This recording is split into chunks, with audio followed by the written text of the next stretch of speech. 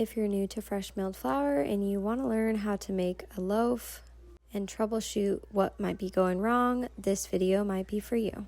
Hit that follow button, save this video so you can learn a little more. This video will be a longer version of my sandwich bread recipe for fresh milled flour. I had someone ask to see all of the steps and the process. That way they could see what the dough looks like. So this video is going to be a tad bit long. If you don't want to watch this long video, I do have the bread recipe pinned at the top of my page and you can just go watch the short version. Alright, so we're going to make our fresh milled flour bread recipe, but this is going to be the longer version so you guys can see what your dough looks like on each step and what it should be looking like, so you can kind of get a better idea of, you know, some troubleshooting if you're having an issue getting your bread to do what you want. So this will be a longer video, so stick with me so I can show you how to do it. So I got all of my ingredients ready. I'm going to show you how I mix it, what the dough looks like in every single step. Alright, so first off, you're gonna mill down your flour and weigh out your wheat berries. I suggest weighing in grams in your wheat berries, not when you mill it down into flour, because it's more accurate to do it in grams. So weigh your wheat berries in grams and then mill it, and it'll be ready to go. So that's the first thing I did, and then I got my wet ingredients already together, so I'm gonna pour that in here. So I'm just gonna mix this a little bit, and I'm doing it in my Bosch mixer, so I'm gonna try and do it on low.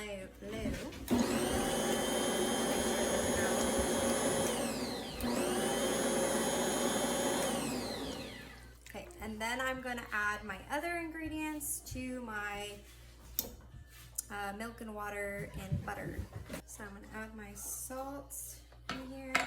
And then I'm gonna measure out my honey in grams. So I'm gonna take that over here real quick. All right, I got my honey measured out, and I'm gonna put my 2 eggs in here. You'll only need 1. If you're not gonna be doubling this recipe, so just so you know. So I'm gonna crack these in here, and then I'm gonna mix this all together until it's combined.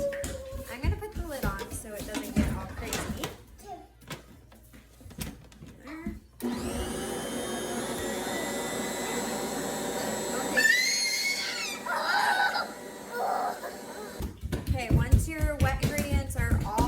Together, then you're going to add all of your flour and you're going to mix until it's really well incorporated. I'm doing it in here because I'm doing a double batch and this can hold so much more, so this thing is nice. So I'm just going to put the lid on.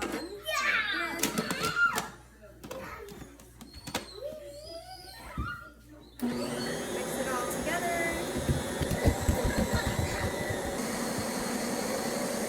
So everything is incorporated really well. So your dough is going to be sticky.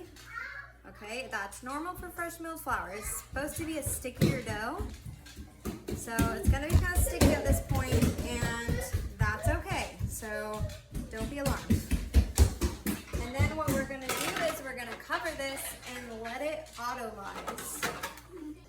This step is super important before you add your yeast, because you want your flour to absorb all of the water and the liquid that you put in there and soften that brine so that it can help form that gluten when you add the yeast and are ready to do all those steps. So don't skip this step, it's very important. Usually you can do this anywhere from 15 minutes all the way to even like 2 hours. I usually do mine for an hour, and I feel like that's the best that has worked for me. So you might have to play around with how long you let your bread rest for. All right, now we are gonna look, see where our dough's at. You can kind of see what it looks like. Then I'm gonna add my yeast in. You can use instant yeast or active dry yeast.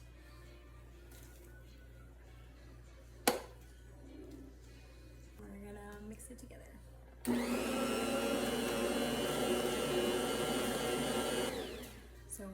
can take anywhere from 8 to 25 minutes when you're kneading, so be patient, and then we're going to keep checking for the gluten development and doing our window pane test where you pull it up and see how it is.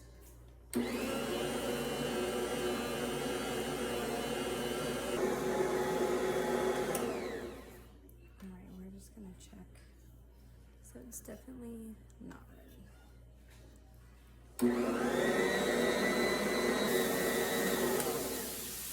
we're going to check it again. So it's still not quite there.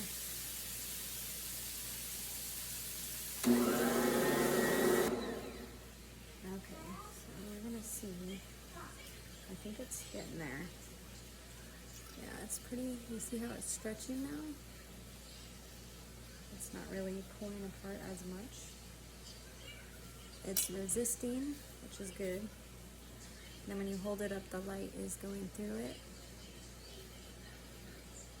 It's still going to be kind of sticky, but this is kind of what you're looking for.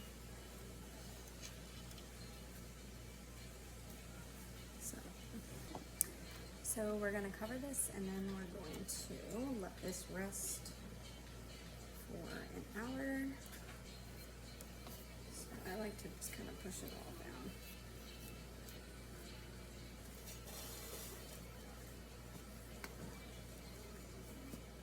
Alright, so I'm going to let this rest for an hour, and then we'll come back and see what it looks like. Alright, it has been an hour and about 30 minutes of letting my bread rise. I usually do an hour, 30 minutes to 2 hours. It just really depends on the weather and kind of what's going on that day, because the weather can definitely affect your bread, just in case you didn't know.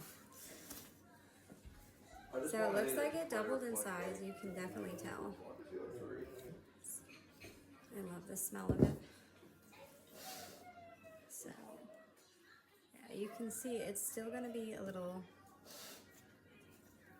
sticky, and that's normal.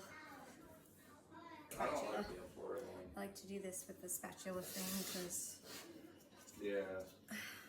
sometimes I'll put it in a different one to like let it rise, but most of the time I just let it rise on here. Oh, before I do that, let's get a trick.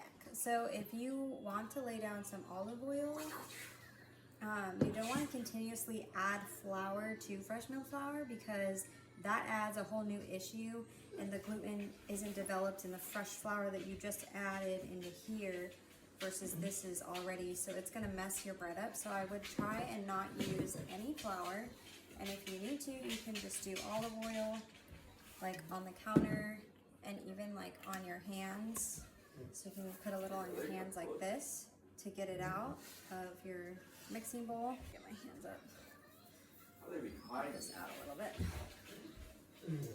So the olive oil will kind of help you get it out, get it to not stick as much on there. So, woo. And then I like to go with the spatula and just try to scrape as much of it out as I can get.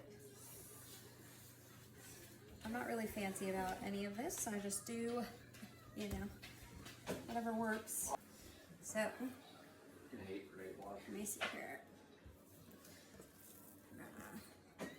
This bread up here. Okay, I'm gonna divide this into some different parts. That way, let me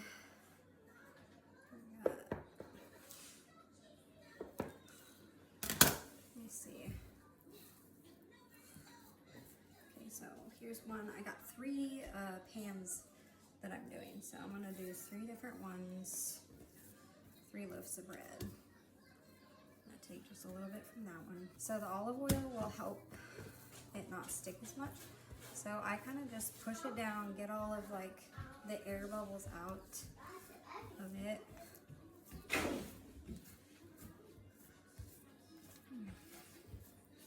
And then I'll do like the sandwich, half and half. Honestly, you can do this whatever way you want, so it really doesn't matter. And then I will roll it.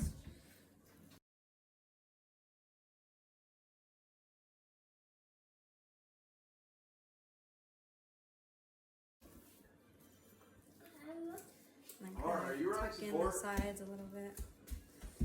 Okay, so then I'm just gonna cover all of my bowls and I'm going to let them rise for 40 minutes or until they're doubled in size, and then I'll come back, put them in the oven, and we'll cook them. All right, we just got done with our rise, so we're gonna stick it in the oven and see how it does. So here's the first one.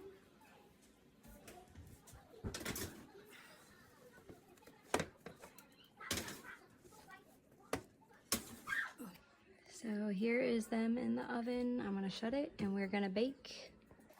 So I'm gonna bake it for 30 to 40 minutes or until the internal temperature in the middle of your bread is 190. All right, so here's my 3 loaves. I'm gonna put them out on a cooling rack to get them out of here to cool. Sorry if you hear lots of children in the background. I'm gonna try to cool them on the cooling rack. I'd like to turn mine. Okay, I got all 3 of them on here. I'm gonna let them cool off and I'm gonna cover them with a towel. I like to cover mine with a towel. This one's a little short, so maybe 2 towels.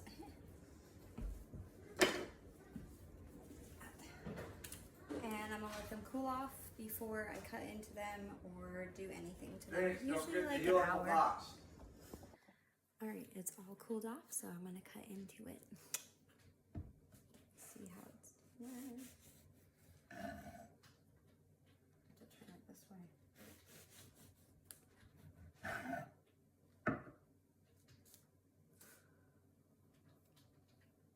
It turned out really good, guys.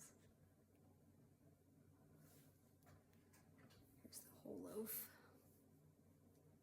Very squishy, fluffy.